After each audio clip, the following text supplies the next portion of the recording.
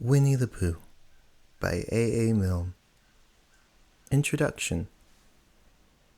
If you happen to have read another book about Christopher Robin, you may remember that he once had a swan, or the swan had Christopher Robin, I don't know which, and that he used to call the swan Pooh.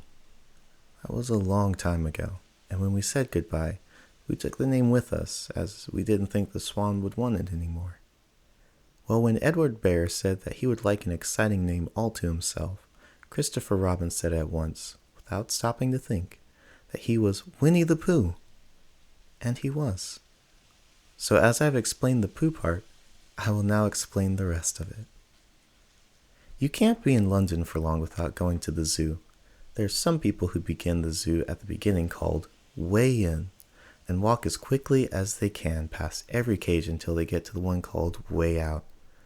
But the nicest people go straight to the animal they love the most and stay there.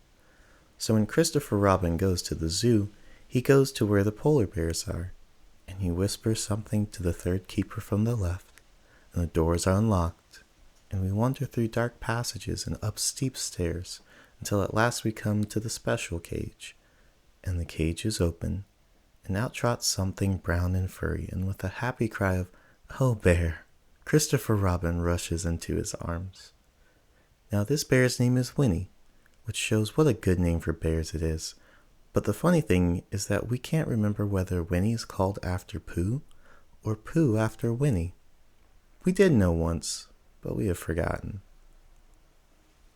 I had written as far as this when Piglet looked up and said in his squeaky voice, "What about me?" "My dear Piglet," I said, "the whole book is about you." "So it is about Pooh," he squeaked. You see what it is. He's jealous because he thinks Pooh is having a grand introduction all to himself. Pooh is the favorite, of course, there's no denying it.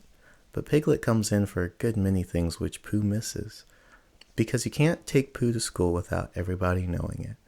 But Piglet is so small that he slips into a pocket, where it is very comfortable to feel him when you're not quite sure whether twice 7 is 12 or 22.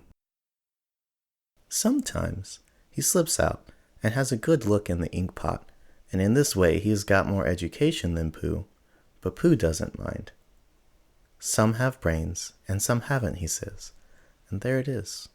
And now all the others are saying, "What about us?" So perhaps the best thing to do is to stop writing introductions and get on with the book.